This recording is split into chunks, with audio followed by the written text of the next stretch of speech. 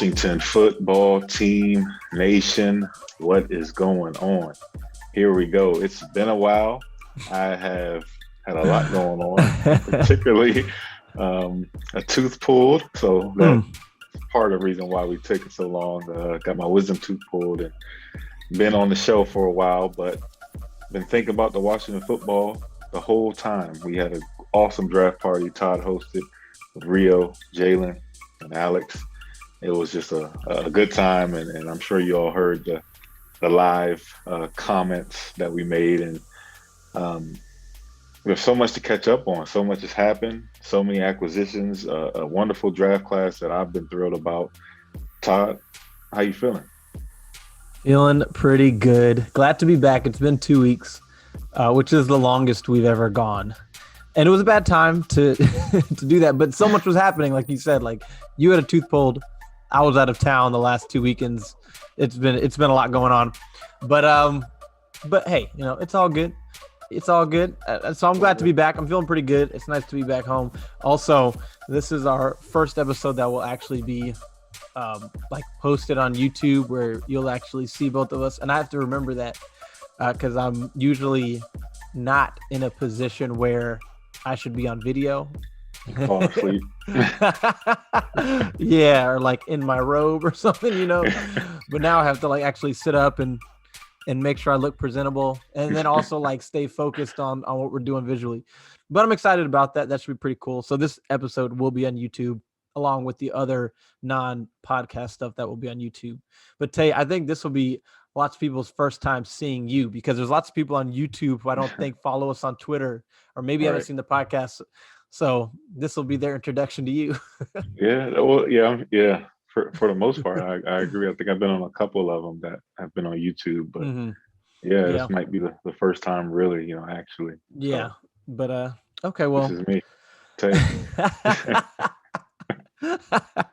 As always, these episodes are brought to you by Hot Chikn Kitchn in Woodbridge, Virginia. Go try them out. But now they're also brought to you by Dun Pro Financial.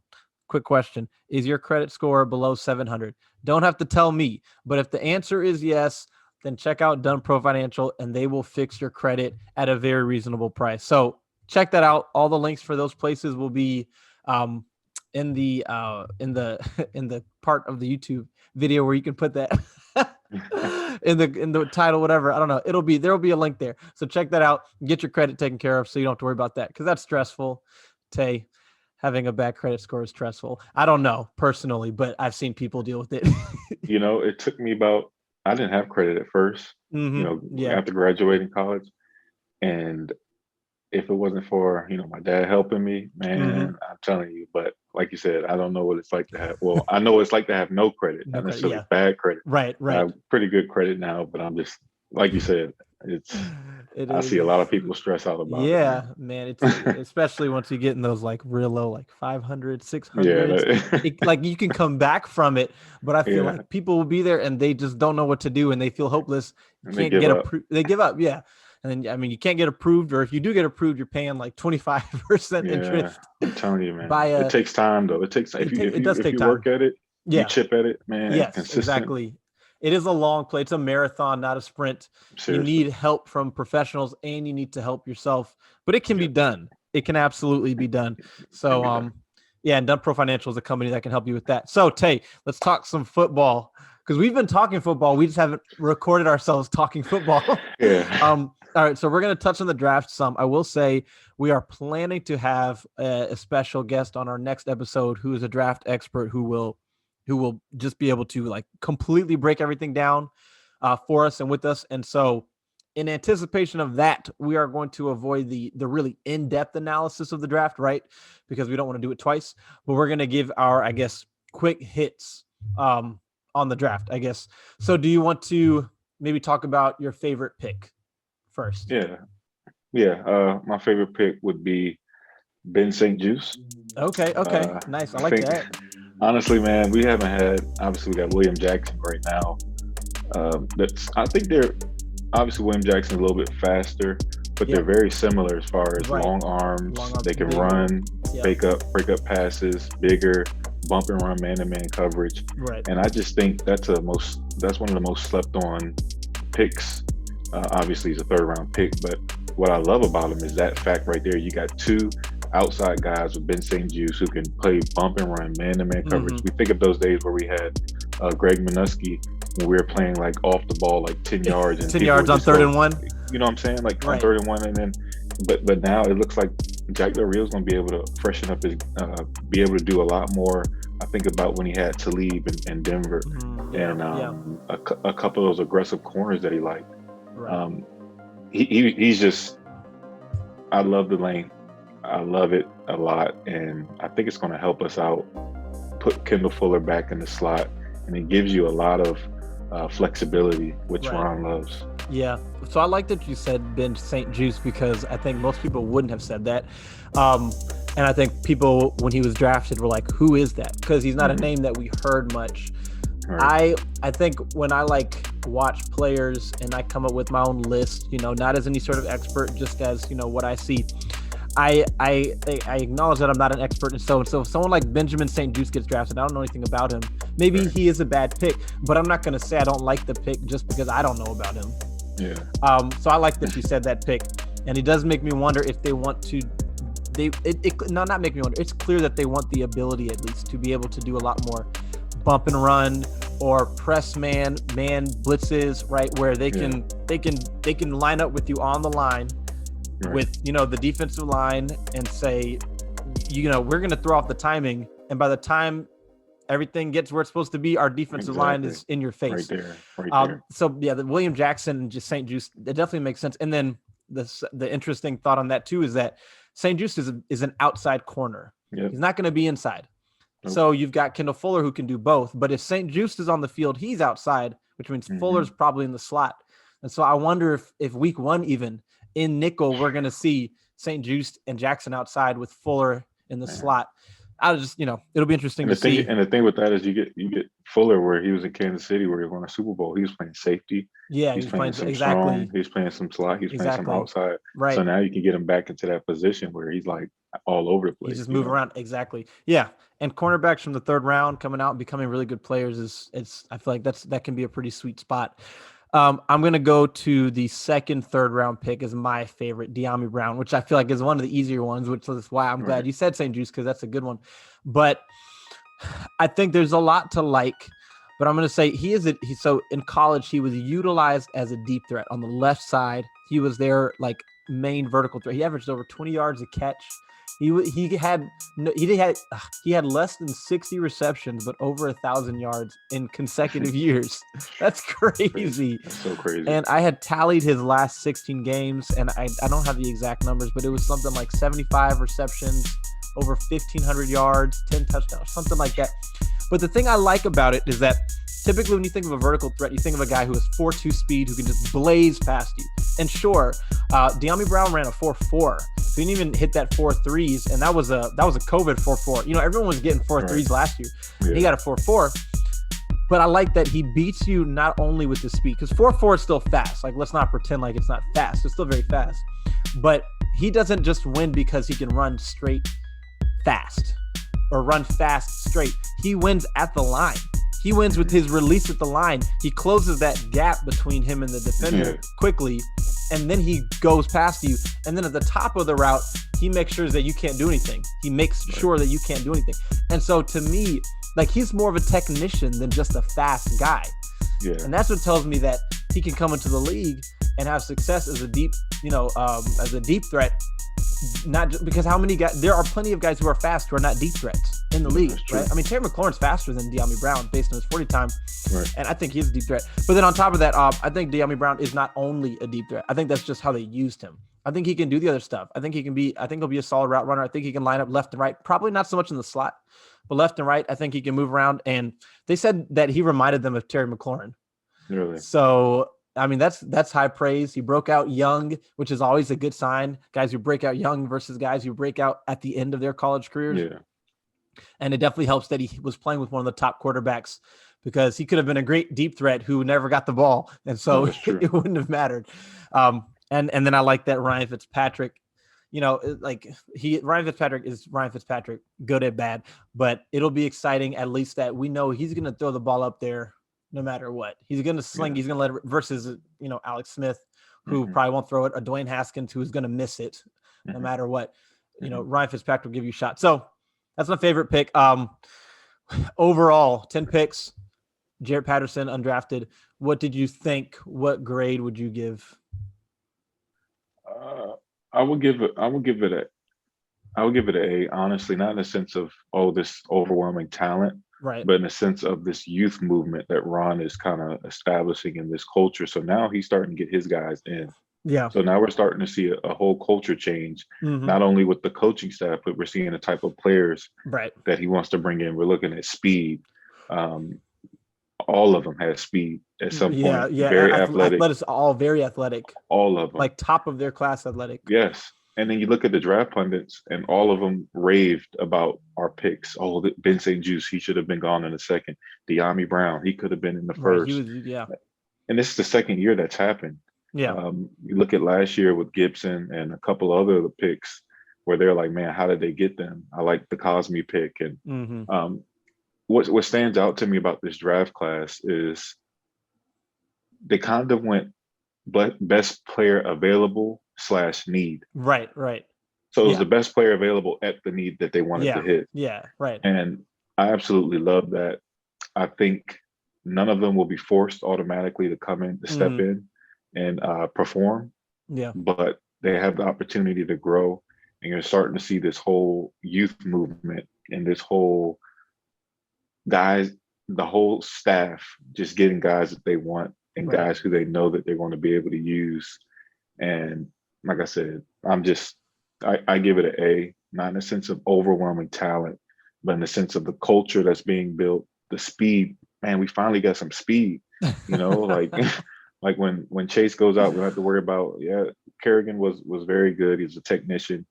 But I mean, if Lamar Jackson or Kyler Murray broke out the pocket, he's not catching. You Right. got a guy like Shaka Tony or William Bradley King or Mhm. James Smith Williams who are now playing out there, and Jamin Davis running 4.37 speed. Now we kind of got some speed that can catch these guys who Mhm. would have went for like a 40-yard run to a 10-yard run, or I 5-yard got you. run. So Yeah. Yeah, I agree. I feel like obviously you don't really know how good a draft class is until, probably 2-3 years.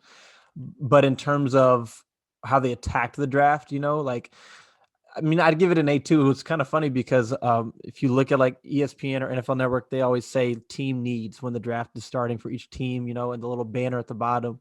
Washington's was like linebacker, offensive tackle, cornerback, wide receiver, quarterback. yeah. And then they drafted linebacker, offensive tackle, quarterback, wide Wide receiver, receiver, and then the only one left was quarterback. And I mean, I just feel like, I think like you said, the players that they picked and the spots where they picked them were good spots to get them, and they were at positions of need. Yeah, for So you sure. can't complain. I mean, they drafted 10 players. I mean, realistically, how many will pan out? I mean, it's usually less than 50%, right? In terms of being long-term contributors. But I mean, I look at this draft and I say, first of all, the long snapper Cameron Cheeseman should be here for 15 years. All right. If he's not, he's a bust as a sixth round pick. So the other 9 you look at, and I mean, if Jamin Davis, Sam Cosme, De'Ami Brown or St. Just, and then one other guy becomes solid contributors here, you've had a very successful draft, right? Yeah. So I like the way they attacked it. I do want to touch on, we were all here today. It was me, you, it was Rio Robinson from the Rambling with Rio podcast. Check that out if you haven't. It was Alex and then Jalen from the Bleeding B&G podcast as well, and his Twitter page. Check both those out. Bleeding B&G and Rambling with Rio, Raw podcast. But we were all together, and we were hoping for a quarterback. We were hoping for Justin Fields, and he was there at 7. He was there at 8. He was there at 9. Once he got to 10, we kind of figured he would have to get to 13, and then obviously at 11 he went to the Bears. But in the moment it was deflating, right? Because it seemed hopeful, it seemed real. But how do you feel about it now? Because they've said why they didn't. They've said they thought about it, but they wanted to build up the team. We don't know if Justin Fields or Mac Jones, who is another option, will become successful quarterbacks. So right now, how do you feel about them not having traded up? Also knowing it didn't cost that much for the Bears to move up. You know. Yeah, I'm glad they stood pat. Mm-hmm. For the sense, I think they were going to give up what they were giving up should have been like top five, but because the demand is so high, I think the Bears. I mean, I don't know if they overpaid or whatever, but Mm-hmm. I think the price was too steep with the needs that we had. So now we look at it, and you look at you look at the needs that have been met, Mm-hmm. and we're pretty much. I mean, the O line is solidified, the D line is solidified, the weapons are solidified, the running back is solidified. Yeah. I mean, you look at this team now; it's like, okay, now we're really, really one piece away, and it doesn't hurt as much giving up picks this year because obviously the draft was coming up.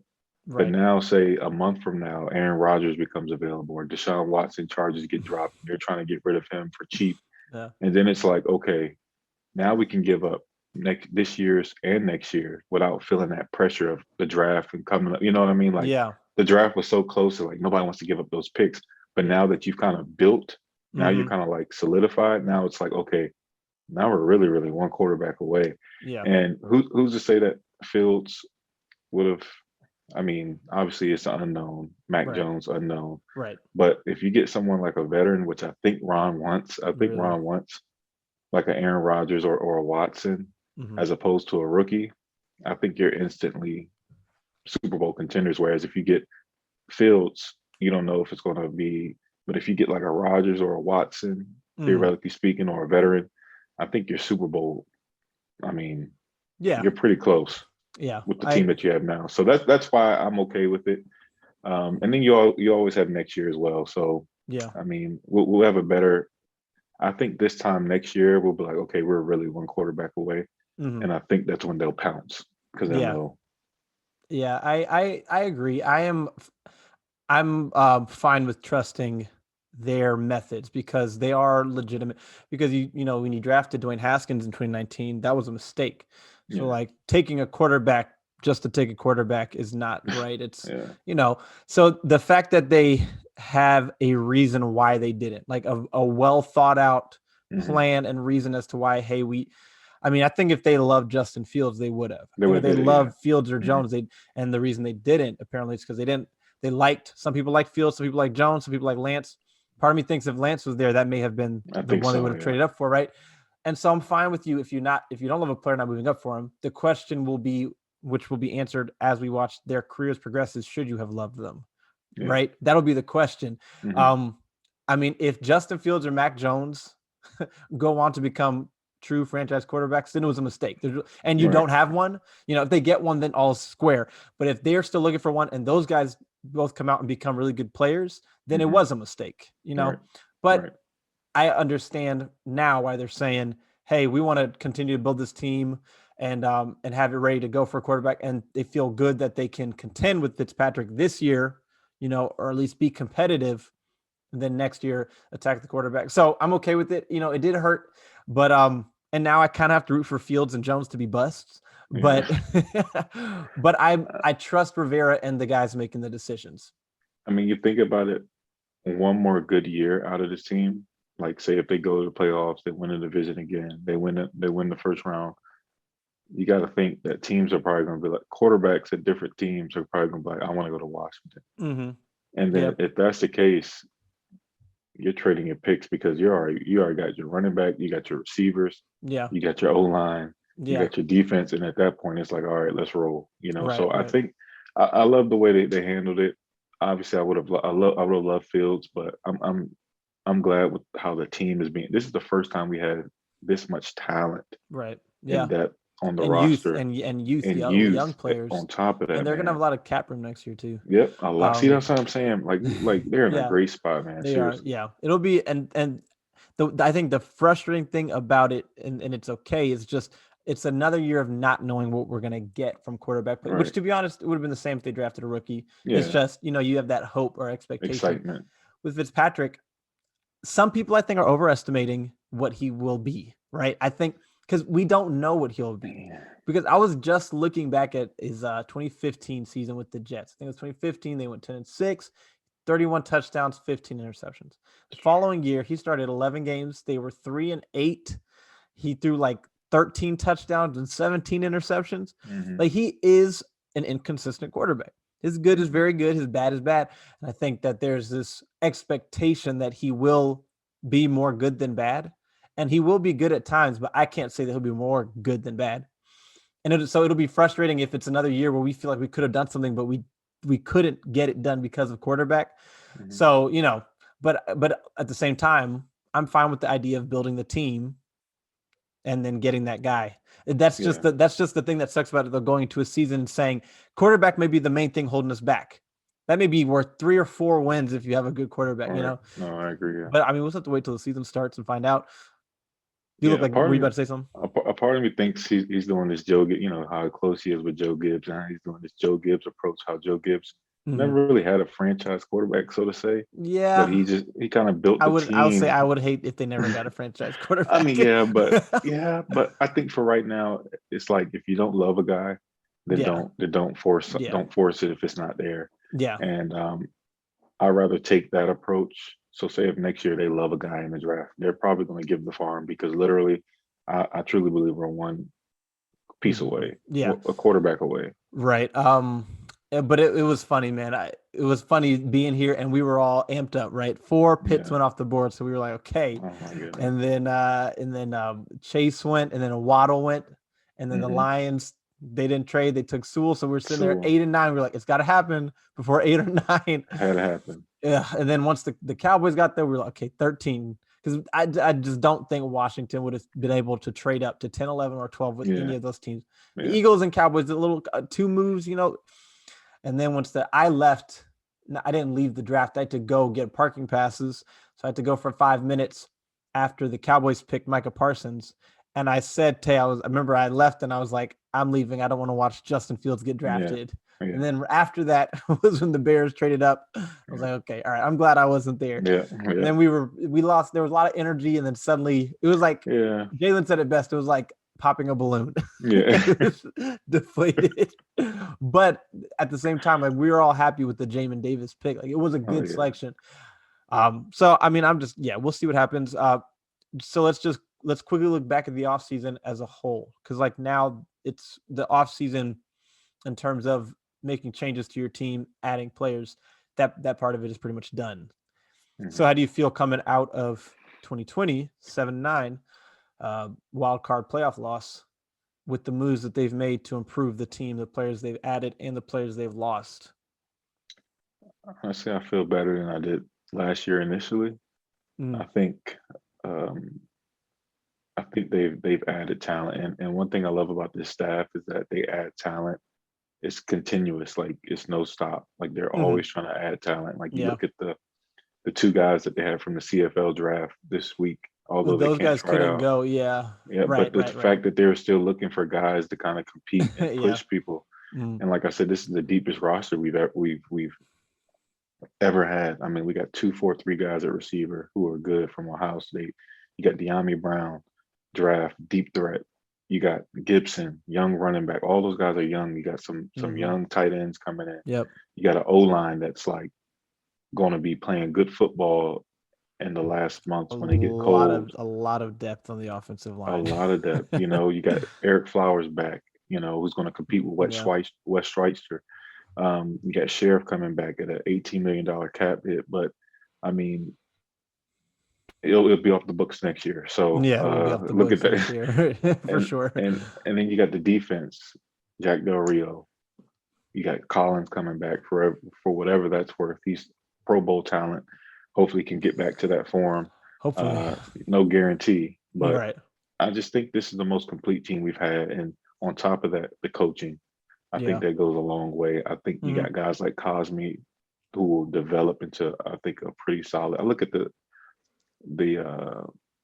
Saints and how they had one draft where they hit on like 3 offensive linemen. And I'm just like, goodness gracious. And I'm like, I think that's how we're going to look back at Cosme and be like, man, that was a great pick. Like he's a cornerstone left tackle. He's going to be there. You look at the special team guys that they got. Cheeseman, they got the guy from uh what's it from Cincinnati, Forrest, Derek Forrest. Force, and these guys are going to compete. They're going to be, and then I like the undrafted rookie. So uh Yeah, I do too. I think I feel very comfortable. I think we repeat as NFC East champs. Ooh, some early Um, predictions. I no seriously because I just think what Ron taught last year as far as winning, that Yeah. culture is now they're like we're the champs. So they're Hmm. gonna. I feel like they're gonna embrace that to the fullest, Yeah. and I think they'll end up winning the division again, if not coming close. But I do think they make playoffs. I kind of look at Washington. There's a couple other teams. The Giants and the Broncos are like Washington to me. Like they are well built Hmm. rosters Yeah, that just like need a quarterback where right. if you were to plug in like an Aaron Rodgers, there's no reason why suddenly you can't legitimately contend. I think they had a really strong offseason. Hmm. The quarterback is still the biggest need, and they put a band-aid on it, which I'm okay with because I mean, I don't know, your options were kind of limited. They Yeah, tried to get Matthew Stafford, and they put a band-aid on it with Ryan Fitzpatrick. And I mean, I think I like that move better than ultimately than trading for Sam Darnold, than trading for, Marcus Mariota or some younger guy who feel like maybe we can turn him into. I like that at least if we're going with the bridge, we're going with the old rickety bridge that has to be replaced for right. code reasons. Hmm. Like we're Hmm. not going to let you keep that bridge up for any longer than 1 or 2 years. Yeah, And then offensively, their biggest needs were weapons, were skill position players, and you added, like you said, Curtis Samuel, Adam Humphreys, who can, play at least at a better level than what we had last year, De'Ami right. Brown. And so, you know, they improved on paper for sure. They definitely Hmm. improved on paper. The thing is, for Ryan Fitzpatrick, he doesn't have to be great. The quarterback play was so bad last year that the standard is low, honestly, right? Um, but I think they had a strong, they added a couple of tight ends who you're very intrigued by in Bates and Reyes. Um, I'm really intrigued to see these guys play, especially Same. Reyes, right?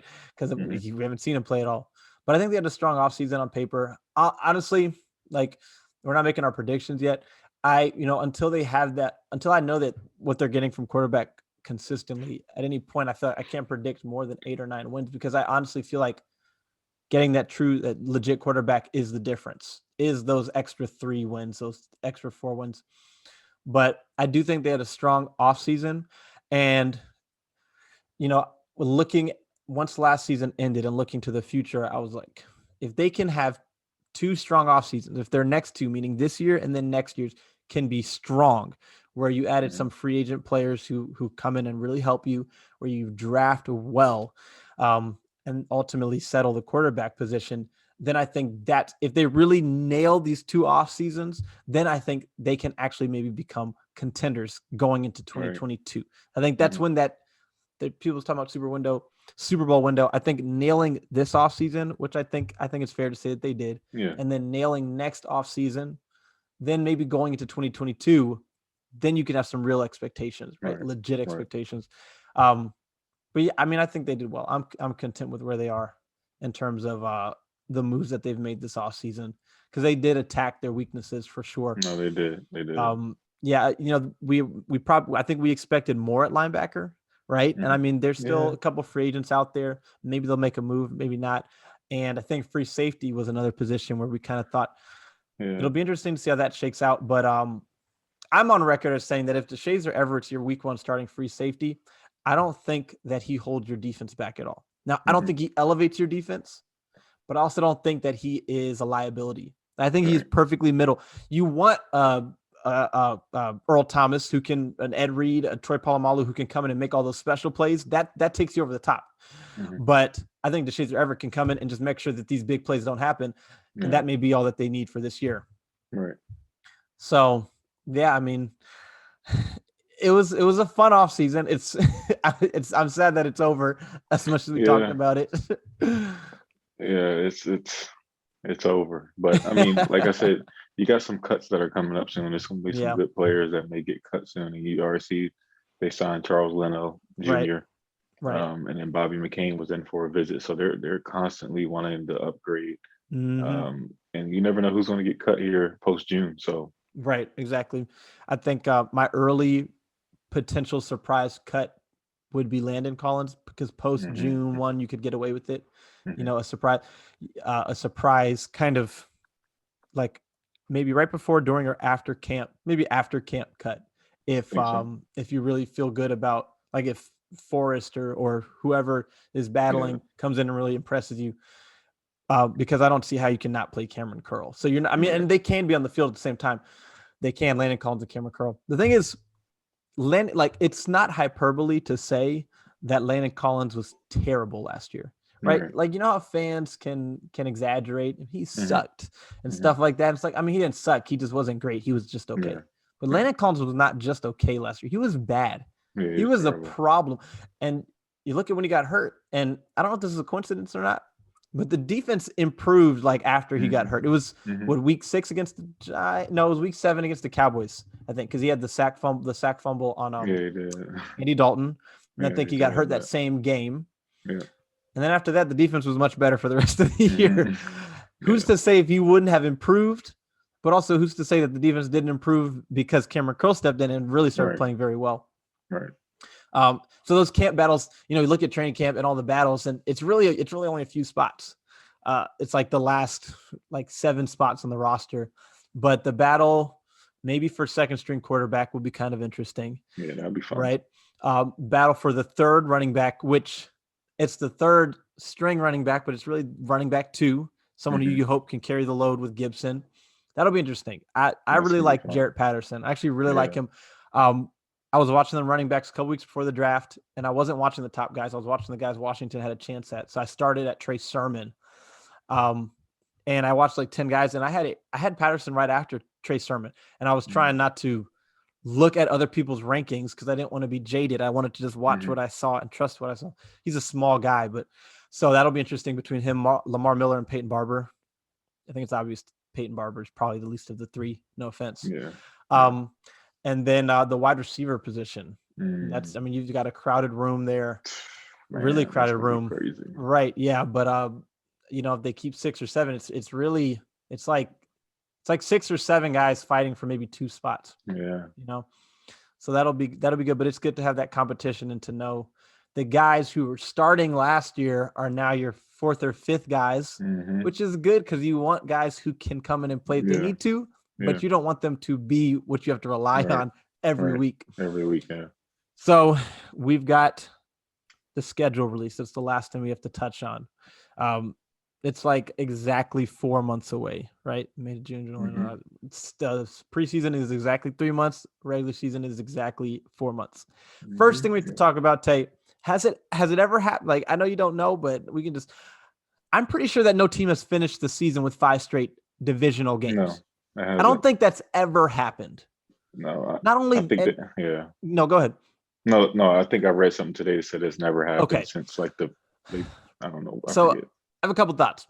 First of all, it's not even just like if they were going like Cowboys, Eagles, Giants, Cowboys, Eagles. Okay, but like they're going Cowboys, Eagles, Cowboys, Eagles. That's insane. That is insane. Like you do see every year a team or 2 that goes like maybe sometimes it'll go Steelers something. The Steelers will play the Ravens and then another team will play the Ravens again a week later. That sort of thing. But to go Cowboys, Eagles, that's crazy. It is crazy. All right. So my thought is, because I was just watching someone else talk about it and it made me think, okay, the division was so close last year, like literally down to the wire, right? Anyone could have won it in the last 3 weeks at 6-10. Yeah. And you look around the NFC East, and there's not much reason to think that any of the teams will be much better than they were last year. Honestly, the Eagles are the only one I could see me being much worse, possibly. So did they do that because they expect the NFC East to be very tight, and they wanted to make as much intrigue as possible in those last few weeks? That's the only thing I can think of. I haven't looked at the other team's schedules, but I know that the Eagles play us twice in the last 5 weeks, and the Cowboys play. Like I think the Eagles have 4 out of 5. Yeah. So it had to be intentional because they put a lot of thought into this schedule. Yeah. It wasn't like they waited till the last minute and they're like, "Oh crap, where do we put these games?" Yeah. They were intentional. Right, yeah. But that's It's been cool. crazy. Yeah, that is crazy. What That were is you gonna say? crazy. I said it'd been really funny if they did like Cowboys, Eagles, Giants, Eagles. Right, just like back to back. I mean, at this point, it kind of feels Might as like anything is well. I possible mean, because when the schedule was leaking and I was keeping track of it and tweeting all the updates as we got them, and then it just kind of got to the point where you could fill in stuff where you just knew because that game was then, so then this game has to be then, and mhm, that's when it was like became clear because at first it was like two, and then it was like okay three, then it was four, then it was like five straight. mhm. uh, it seemed like a mistake and it wasn't confirmed until it was confirmed. But I mean, the only thing about it is that the division's not very good. So, Right. right, if it was like I look at like if I was a Bengals fan, I'd be upset. Oh If I yeah. had to play the Ravens, Steelers, Oh my Browns, goodness, that'd be right, crazy. I Oh would my be very upset. goodness. In this case, it's not. And when you look at the schedule, and it's not crazy to think that the team could be going into week 14, which starts that 5-game stretch, that they could be 5-7 or 6-6, something like that, right? I mean, Right. it's gonna come down to those last 5 weeks. Yeah. Like it's almost guaranteed that Washington is gonna go into those last 5 weeks saying we have to win at least 3 of these games and we'll win the Yeah. division and make the playoffs. Right. Really win Right. the division probably. Right. And it's just crazy because it's not usually you don't usually look at a schedule and can tell that immediately. Yeah, that's crazy. That's crazy. Um, that's the first thing. All right, I don't know. Go ahead with any thoughts you have on the schedule. 3 primetime games.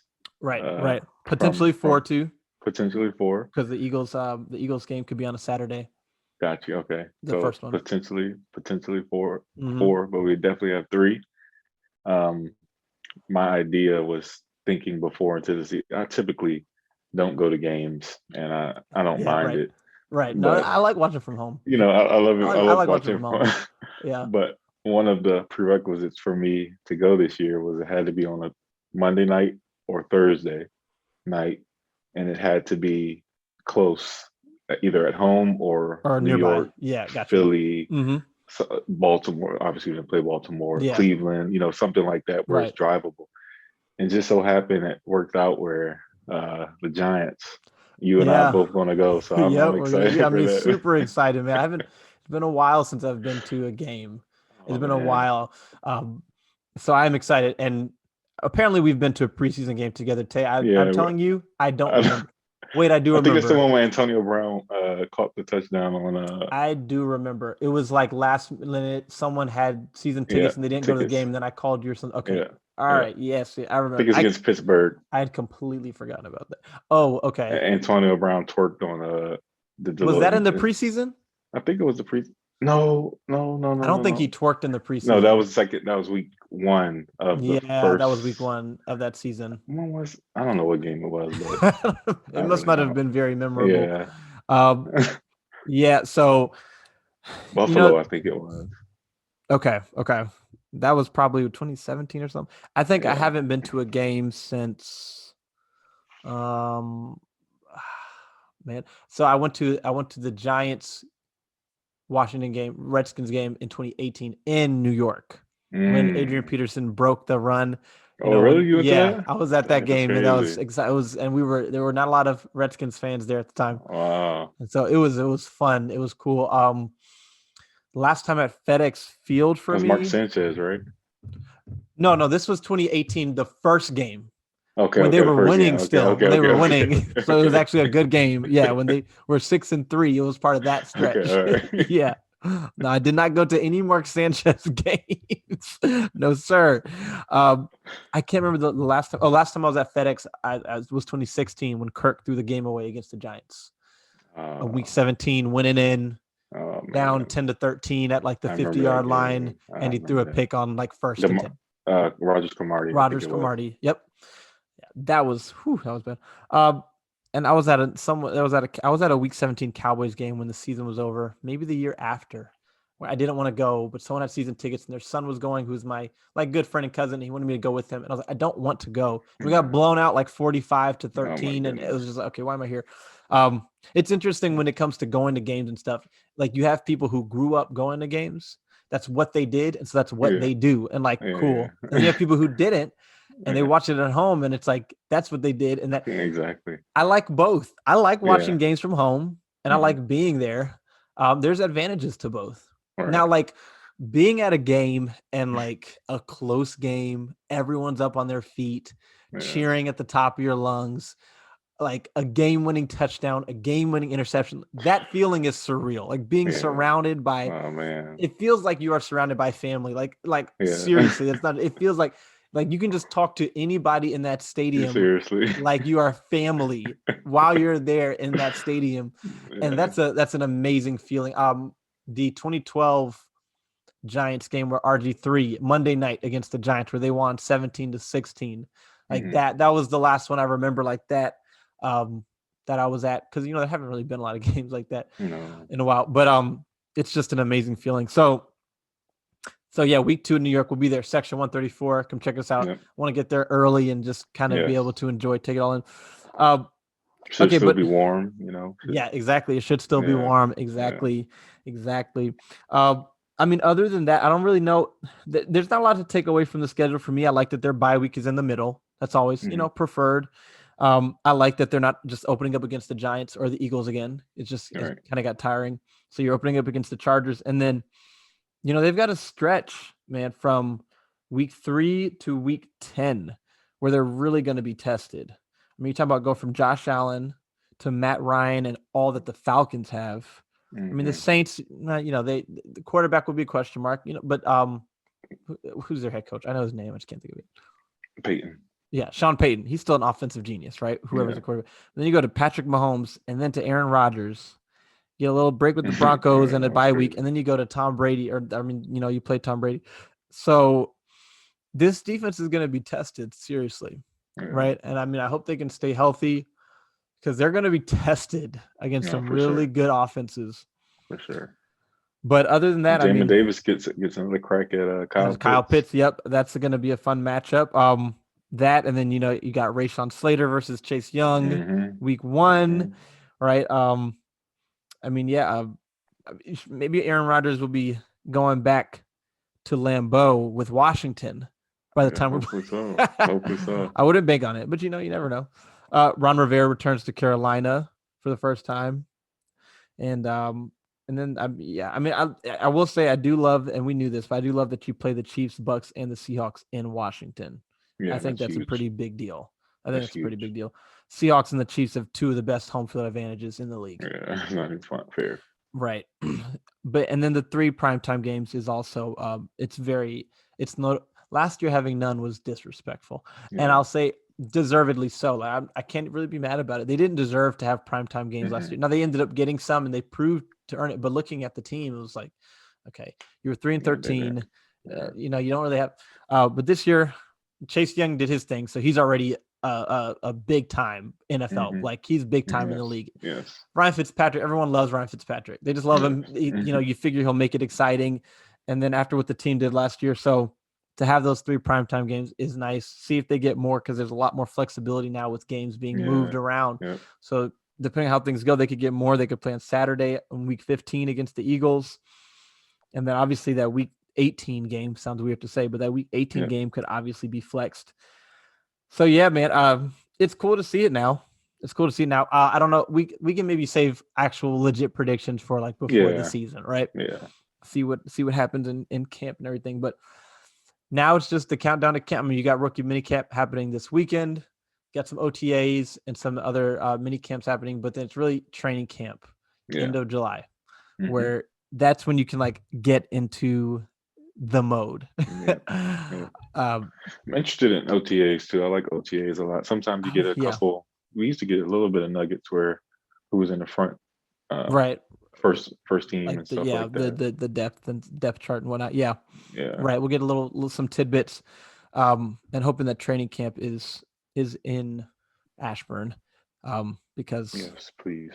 In that way, I think we'll be able to really try to get out there. And it just seemed like in Richmond it was so much hotter as opposed to Ashburn.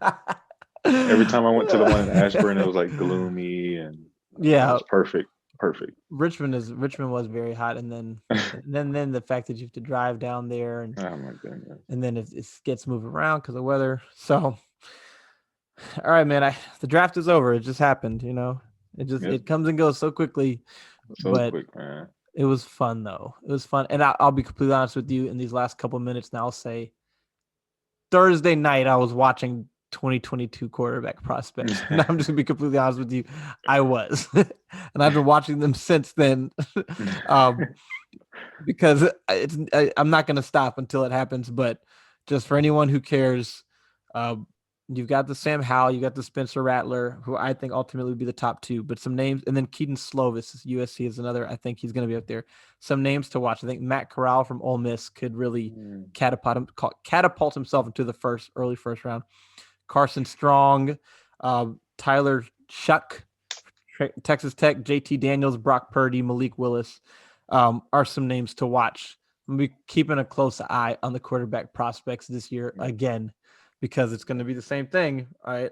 Unless they make a trade, it'll be the same thing, looking at it and saying, can any of these guys be our future? And Exactly. like you said, they may be more willing to give up what they have to give up to get them.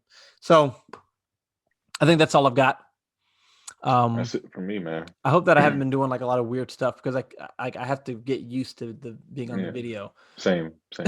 You've been good. I've been looking at you. Okay. You haven't done much of anything. I've been moving a lot and like wiping my face and stuff. And I already feel like I look kind of weird. I feel like I've been too close to the camera this whole time, to be honest with you. But okay. And then during this dead period, we'll do some film breakdown stuff, look at some players from last year. I had an idea, Tay, and we could try this out. I've also been watching back some games from last year, Washington games. We could do some videos where we watch a game back. They have condensed, NFL Game Pass has condensed versions of the game, so you can watch it all in like 40 minutes or less. Oh wow, okay. So sit here, watch the game back, and just like comment, laugh. I'm down for that. Remember, that could be kind of fun, right? I'm down for that. Yeah, I'm down So for we can do that. Maybe try that here soon. And then next episode, we plan to look more in depth in the draft with the help of a draft expert, which is kind of an understatement. So get all that settled up. So as always, subscribe to everything wherever you listen to podcasts. Subscribe to our YouTube channel if you're watching this. And thanks for watching. Thanks for listening, or however you're doing it. That's all I've got. And we will not be taking these 2-week breaks anymore. It was just it was a lot going on with Tay getting his tooth pulled. I was in the Deering, Georgia. There's no reason for anyone to ever go to Deering, Georgia. But I was in Deering, Georgia, and then I was in Richmond. And so it's just been a lot of moving around. But now we're back and ready to attack this dead period with some hopefully enjoyable content. All right. Until next week, this is Todd. This is Tay.